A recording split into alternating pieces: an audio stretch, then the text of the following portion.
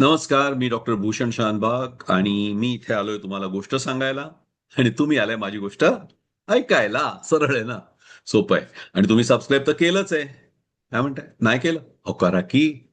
तो तिथे की दिसतोय ना, खालती दिसेल त्याच्यावर क्लिक करा आणि सबस्क्राईब करून टाका. या व्हिडिओच्या शेवटी दिसेल, आता नसला दिसत. असू दे, चालू करूया गोष्ट तर. बघूया पुढे काय झालं. कारण मागच्या भागात महिमान आणि पाताळाला राज्य 3 दिवसात द्यायचं दिद्दानी मान्य केलं होतं. मग पुढे काय झालं आता ऐकूया. विजयाच्या आनंदात महिमान आणि पाताळ परत माघारी जायला निघाले. 3 दिवसात राज्य त्यांच्या हातात येणार होतं. राजमहालात मात्र वातावरण कुंद होतं. महिमान राजा झाला तर राज्य नष्ट व्हायला कितीचा वेळ लागणार, हाच प्रश्न प्रत्येकाच्या मनात होता. शेवटी धाडस करून नरवाहननं दिद्दाजवळ विषय काढलाच. क्षमा करा राजमाता, पण तुम्ही मला वेगळं म्हणाला होतात. काय? तुम्ही म्हणाला होतात की काही झालं तरी बाळराजे सिंहासनावर बसतील आणि मी त्यांच्या वतीनं राज्य सांभाळायचं म्हणून. हो, पण ते मला काही झालं तर होतं. मला काहीच झालं नाही. याबद्दल तुम्हाला वाईट वाटतंय का? दिदानं हसत-हसत विचारलं. स्वतःच्या थोबाडीत मारून घेत नरवाहन म्हणाला, "नाही, नाही राजमाता, माझा तसा विचारण्याचा हेतू नव्हता. पण तुम्ही सरळ-सरळ महिमानजीच्या हातात राज्य सोपवलंत." "असं कोण म्हणतं?" दिदानं विचारलं. नरवाहनला काहीच कळेना. "राजमाता?" दिदा मोठ्यानं हसली. "मी महिमानला राज्य देईन म्हटलं, असंच ना?" "जी." प्रधानजी, राजकारणात जोर एखादी गोष्ट होऊन जात नाही तोवर ती होणार असं धरून चालत नाही. हे मी तुम्हाला शिकवायला हवं का? तुम्ही इतके अनुभवी. क्षमा राजमाता, पण मला नाही कळलं. 3 दिवसानंतर राज्याची सूत्र स्वीकारायला महिमान किंवा पाताळ येणार नाहीत याची खात्री बाळगा. म्हणजे धीर धरा प्रधानजी. राज्याच्या प्रधानाला असं उतावळी होऊन नाही चालत. घरी जाऊन झोपा निवांतपणे. तुम्हीच राज्याचे प्रधान राहणार आहात. मला अजूनही काही कळलं नाहीये राजमाता. सकाळी भेटू प्रधानजी, तोपर्यंत कळेलच. निम्म्याहून अधिक रात्र उलटून गेली. सगळीकडे निजानीज झाली होती. पहाट अजून झाली नव्हती. एक दूत नरवाहांच्या घरी धावत आला. नरवाहान झोपला होता. दूतानं बाहेर उभ्या असलेल्या रक्षकांना त्याला ताबडतोब उठवायला सांगितलं. नरवाहान डोळे चोळीतच बाहेर आला. काय आहे? त्यांनी दूताला विचारलं. दूत त्याच्या कानाशी लागला. त्यांनी सांगितलेली बातमी ऐकताच नरवाहांची उरली सुरली सगळी झोप खाडकन उतरली. काय सांगतोस काय? होय प्रधानजी, खबर पक्की आहे. तातडीनं मला ही बातमी राजमातेच्या कानावर घालायलाच हवी. नरवाहन ताबडतोब निघाला. तो राजवाड्यात पोहोचला आणि त्यानं राजमातांची भेट मागितली. त्याला ताबडतोब राजमातेच्या महालात नेलं गेलं. दिद्दा जागीच होती, पण अजून अंथरुणातून बाहेर पडली नव्हती. नरवाहनला त्यावेळी ती तशा स्थितीत असताना आपल्याला तिथे नेलं जाणं विचित्र वाटलं, पण त्यानं काही उघड दाखवलं नाही. काय झालं प्रधानजी? दिद्दाने जांभई देत विचारलं. राजमाता, एक तातडीची खबर आहे. महिमान आणि पाताळ अतिशय आजारी झालेत. हीच ना?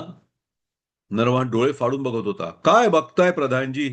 नाही पण मला हे कसं कळलं हेच विचारायचंय ना तुम्हाला? जी राजमाता. हे होणार मला माहित होतं. काल तुमच्या समोर बसून विष प्यायले ते. विष? केशरी दूध? विष होतं त्यात. पण मग मला काय काय झालं नाही हे विचारणार आहात ना? उत्तरादाखल नरवानं फक्त होकारार्थी मान हलवली.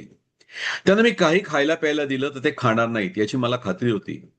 म्हणून मी त्यांच्या समोर त्याच पातेल्यातलं दूध पिऊन त्यांना दुधात विष नसल्याचं पटवून दिलं, इतकंच. पण तुम्ही म्हणता ते मान्य आहे, पण तुम्ही सुद्धा दूध प्यायलात. नरवानला काहीच उलगडत नव्हतं. प्यायले ना, पण हे दूध मला अपाय करणार नाही याची खात्री करून घेऊन मगच प्यायले. म्हणजे म्हणजे असं आहे प्रधानजी, काल सकाळी मी कैलास गोसाव्यांच्या गुहेत गेले होते, बरोबर? बरोबर. कशासाठी गेले असेल?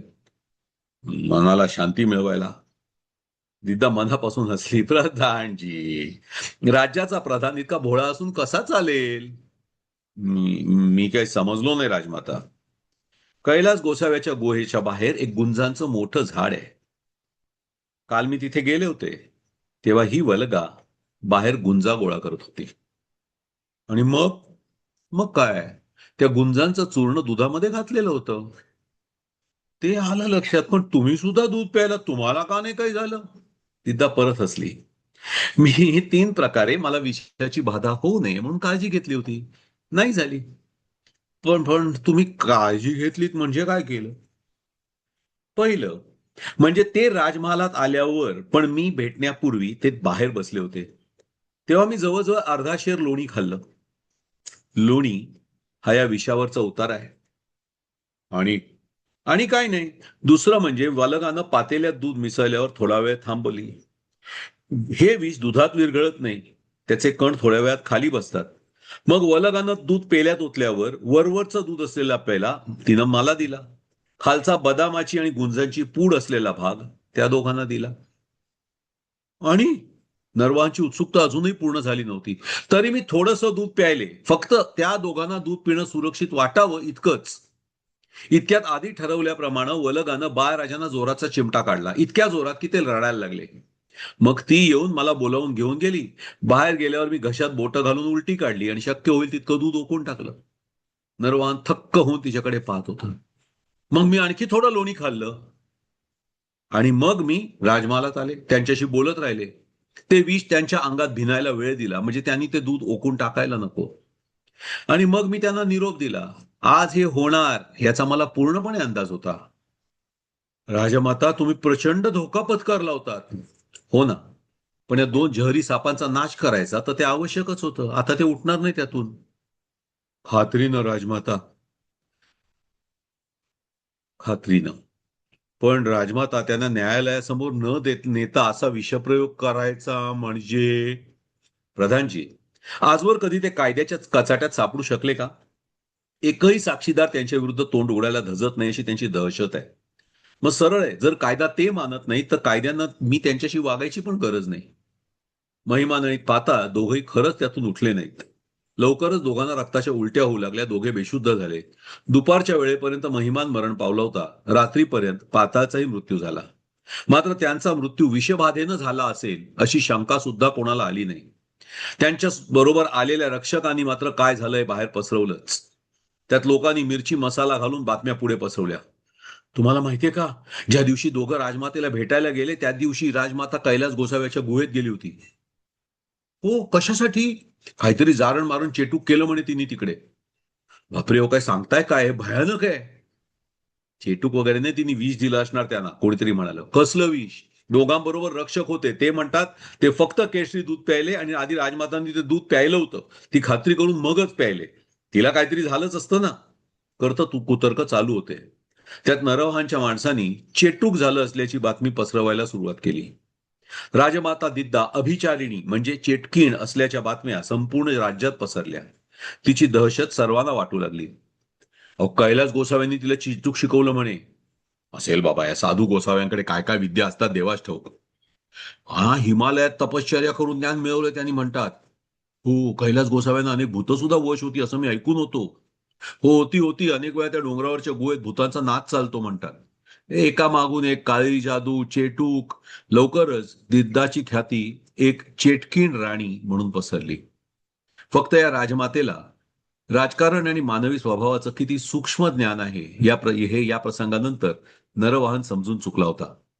काही झालं तरी तिच्याशी वाकडं घ्यायचं नाही हे त्यानं ठरवून ठेवलं होतं. गोष्ट पुढे चालू ठेवणार आहे त्याच्या आधी एक थोडंसं तुमच्या माहितीसाठी सांगतो. ऐतिहासिक पुराव्यामध्ये राणी दिद्दानं महिमानला अभिचारानं मारलं. महिमान आणि पाता दोघांना अभिचारानं मारलं असा उल्लेख आहे. अभिचार म्हणजे जादूटोणा, ब्लॅक मॅजिक. त्यामुळे तिला अजून चेटकी राणी असंच म्हटलं जातं काश्मीरमध्ये पारंपरिक दृष्ट्या. मी आधी पण एकदा म्हटलंय, which queen of Kashmir Google करा, तुम्हाला दिद्दाची माहिती मिळेल. अर्थात हे गुंजांचं विष वगैरे ही माझी कल्पना आहे. असू दे, काय केलं दिद्दानी कोणालाच माहित नाही आज. असू दे, पुढे जाऊया, आपण गोष्ट चालू ठेवू. बंड करणाऱ्या मंडळीमध्ये यशोधर हा एक प्रमुख नायक होता. यशोधर हा क्षेमगुप्ताचा एक प्रमुख सरदार. ललितादित्यपूर हे त्याचं वतनाचं शहर. आधी तो तिथं सुखानं राहत होता. क्षेमगुप्तापाशी त्याची निष्ठा होती, तक्रारीला कुठेच वाव नव्हता. पण क्षेमगुप्ताच्या मृत्यूनंतर फाल्गुननं त्याच्याशी संधान बांधलं, त्याला बंडात ओढलं. तो बंडवाल्यांना सामील झाला. पण जेव्हा राजमाता दिद्दानं बंड फोडलं, त्याला कंपनाधिपती करायची लाजलूच दाखवली होती. त्यानुसार त्यानं बंडवाल्यांची साथ सोडून तो अलिप्त झाला होता. त्यानं जर बंड करणाऱ्यांना सोडलं नसतं तर दिद्दाचा विजय अशक्य होता आणि याची दिद्दाला पूर्ण जाणीव होती. त्याला आता दिल्या वचनाप्रमाणे कंपनाधिपती करायची गरज होती. राजमाता दिद्दानं यशोधरला श्रीनगरमध्ये बोलवलं. दिलेल्या निमंत्रणानुसार तो हजर झाला. प्रणाम राजमाता, यशोधरनं अभिवादन केलं. प्रणाम सरदार यशोधर. यशोधरनं खून केल्याबरोबर त्याच्याबरोबर असलेले 4 सेवक पुढे झाले. त्यांच्या हातात रेशमी कापडानं झाकलेली मोठाली तबक होती. ती त्यांनी दिद्दाच्या पुढे केली. दिद्दानं त्याला हस्तस्पर्श करून नजराणा स्वीकारल्याचं दर्शवलं. इतक्यात यशोधर पुढे झाला. त्यानं पहिल्या तबकावरचं वस्त्र हटवलं. आतमध्ये एक झळाळणारा सोन्याचा चषक आणि एक सोन्याचा वाडगा होता. दोन्हीवर रत्न जडवलेली होती. त्यावरून नजर हटत नव्हती. यशोधरनं चषक उचलून राजमातेच्या हातात दिला. राजमाता, ही ललितादित्य पूल मधली खास कारागिरी. सुरेख, अप्रतिम. मग यशोधरनं दुसऱ्या तबकावरील वस्त्र हटवलं. त्यावर अशाच कारागिरीचं एक कमळाचं मोठं रत्नजडित फूल होतं. त्यानं ते राजमातेच्या पुढे धरलं. तिनं ते उचलून घेतल्यावर तिला एक मंद सुगंध जाणवला. याच्या मध्यावर कमळाच्या अत्तराची कुपी आहे राजमाता. कमळाचं अत्तर आपल्या इथे बनत नाही. खास कान्यकुब्जाला माणसं पाठवून आणवलंय. आणि या पुष्पाला मोजून 100 पाकळ्या आहेत. ती नाजूक कारागिरी पाहून दिद्दा खुश झाली. उरलेल्या 2 तबकात सुद्धा अशाच सुरेख भेटी होत्या. नजराणा अगदी कोणालाही आवडेल असाच होता. आणि हा तुमच्याबरोबर आलेला तरुण मुलगा कोण आहे? दिद्दानं विचारलं. हा माझा पुत्र शुभधर आहे राजमाता. शुभधरनं वाकून दिद्दाला वंदन केलं. अरे वा, फारच उमदा आणि तडफदार दिसतोय. धन्यवाद राजमाता, यशोधर म्हणाला. आपली कृपा आहे. दुर्दैवानं मला एकही कन्या नाही, अन्यथा मी नक्कीच याला जावई करून घेतला असता.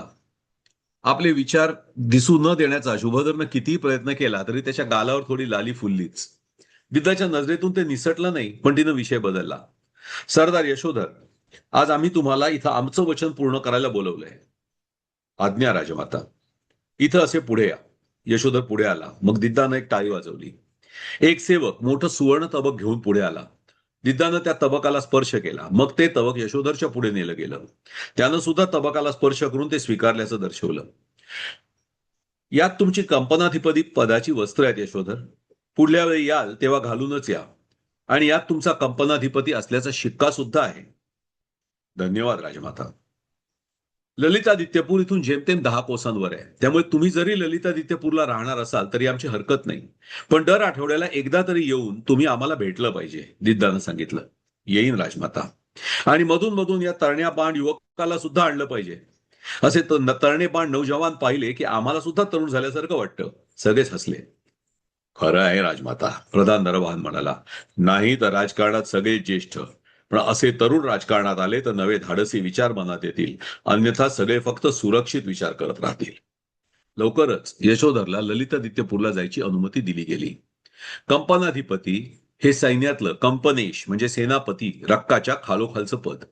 पण यशोधर आपल्यापेक्षा अधिक सक्षम आहे हे रक्काला माहीत होतं. त्याला महत्व मिळायला लागलेलं पाहून रक्काला आपलं स्थान डगमगायला लागल्याची जाणीव झाली. आपलं स्थान बळकट करण्यासाठी काहीतरी करायची गरज त्याला वाटू लागली. रक्कानं आपल्या विश्वासू पुरोचन या दुय्यमाबरोबर सल्लामसलत केली. इतर कोणाकडेही नसलेली अचूक माहिती अनेक वेळा पुरोचनकडे असायची. रक्कासाठी पुरोचन हा महत्वाचा हस्तक होता. अगदी रक्काचा उजवा हातच म्हणाना. पुरोचन या यशोधरावर वचक ठेवावाच लागणार. होय कंपनीशी. तो तो तो राजमातेला फारच प्रिय झालेला दिसतोय. होय कंपनीशी. तुला काय वाटतं, पुन्हा असं जर बंड झालं तर सध्याच्या सैन्यातले कोण कोण राजमातेच्या विरोधात उभे राहू शकतील? कंपनीची हिम्मत आणि मुकुल हे दोघेही फाल्गुनच्या बंडात सामील झाले होते. त्यांना परत त्यांच्या मूळ पदावर नियुक्त केलं गेलं, पण त्यांना कसली बढती दिली गेलेली नाही. यशोधरला कंपनाधिपती केलं, पण ह्यांना डावललं गेलं. मला वाटतं हे दोघं नाखुश आहेत. हा, हिम्मत तर परका आहे. तो बाहेर देशात आलाय, पण तो बलवान आहे हे निश्चित. रक्क म्हणाला. नुसता सैन्यदृष्ट्या बलवान नाही कंपनीची, त्याची शारीरिक ताकदही तशीच आहे. हो, मी ऐकलंय त्याच्याबद्दल. लोखंडी साखळदंड नुसत्या हातानं तोडतो म्हणतात. तू स्वतः बघितलंस का? नाही, मी नाही बघितलं, पण बरंच काय त्याच्याबद्दल ऐकलंय. दगडावर हाताचा फटका मारून दगड फोडतो असंही कानावर आलं. असेल कदाचित. तसाच तो परिहासपूरचा आयरमंतक, तो शूर आहे. तो आणि त्याचा पुत्र उदयगुप्त दोघेही शूर आहेत. असं म्हटलं तर तो श्रीनगरचा मांडलिक आहे, पण स्वतंत्र विचाराचा आहे. तर आयरमंतक बद्दल काही माहिती आहे का? कंपनीची आयरमंतक दिवंगत महाराज क्षेमगुप्त यांचा विश्वासू होता, पण तो प्रधान फाल्गुन यांच्या जास्त जवळचा. त्यामुळे तो राजमातेच्या विरोधातच राहणार. सध्या राजमातेचा वर्चस्व आहे, त्यामुळे तो गप्प आहे, पण संधी मिळाली तर तो नक्कीच राजमातेचा विरोध करेल. हो, ते निश्चित आहे. आणखी एक गोष्ट माझ्या कानावर आहे कंपनीची. सांग. असं म्हटलं जातं की पूर्वी महाराणी चित्रलेखा यांचा विवाह ऐरमंतक बरोबर होणार होता. पण स्वतःच्या राजकीय फायद्यासाठी प्रधान फाल्गुननं तिचा विवाह अचानक महाराज क्षेमगुप्त यांच्याबरोबर करून दिला. त्यामुळे ऐरमंतकची निष्ठा थोडीशी हललेली आहे हे निश्चित. म्हणजे तो जरी फाल्गुनची साथ देत असला तरी ते फाल्गुनच्या प्रेमापेक्षा क्षेमगुप्ताच्या विरोधासाठीच जास्त आहे. असं. आणि राजमातेचे निष्ठावंत त्यांच्या साथीला एकांगी आहेतच. पण कंपनीजी, प्रधान नरवाहन आणि त्यांचा भाचा राजकुल भट्ट हे प्रमुख सरदार आहेत. या व्यतिरिक्त प्रधान नरवाहन यांचा पुत्र अग्निवाहन सुद्धा आहे, पण अग्निवाहन फारसा कल्पक नाही. सांगितलेली आज्ञा तो पाळेल, पण विचार करून स्वतः काही डावपेच लढविल अशी त्याची क्षमता नाही. हा, म्हणजे मला पर्याय म्हणून राजमातेकडे यशोधर आणि राजकुल भट्ट हे दोघच आहेत. होय कंपनीशी. आणि राजकुल भट्ट हा प्रधान नरवाहनचा नातेवाईक, त्यामुळे त्याच्याशी वैर न घेतलेलं उत्तम. कंपनीची राजकुल भट्ट धडाडीचा असला तरी अजून खूपच तरुण आहे. तुम्हाला पर्याय म्हणून त्याचा विचार न करता राजमाता कदाचित तुमचा उत्तराधिकारी म्हणून त्याचा विचार करू शकतात. आणि यशोधर, यशोधर तुम्हाला टक्कर देऊ शकेल इतका तयारीचा आहे, अनुभवी सुद्धा आहे. त्याहून महत्वाचं म्हणजे हिम्मत, मुकुल, ऐरमंतक या सगळ्यांची त्याची गट्टी आहे. हे सर्व लक्षात घेता उद्या तुम्ही विरुद्ध यशोधर अशी जर झगड्याची वेळ आली तर हे सगळे त्याचीच बाजू घ्यायची शक्यता अधिक. आणि आपल्या बाजूला कंपनीची, खरं सांगू, खरं ऐकायला तुझ्याशी बोलतोय. कंपनीची राजमातेच्या आज्ञेचं पालन करून जे तुमच्याशी पाठीशी राहतील तितकेच, नाहीतर तुमचे विश्वासू खूपच कमी उरले. गुरुचंद स्पष्ट कल्पना दिली. नेमकं काय करावं या विचारातच कंपनी रक्कानं त्याला जायची अनुज्ञा दिली. पण कंपनी रक्कानं काय करावं याचं उत्तर स्वतःहून लवकरच चालून आलं. काय होतं ते उत्तर आपण ऐकूया पुढच्या भागात. ठीक आहे, भेटूया पुढच्या भागात. ऐकत राहा शरणहीन. आणि माझी एक होता परमेश्वरी कथा पण ऐकली की नाही? सुरुवात करा. खूप छान कथा आहे ती सुद्धा, ती पण आवडेल. जर ही कथा आवडते तर ती आवडणारच. भेटूया पुढच्या भागात शरणहीनच्या. धन्यवाद.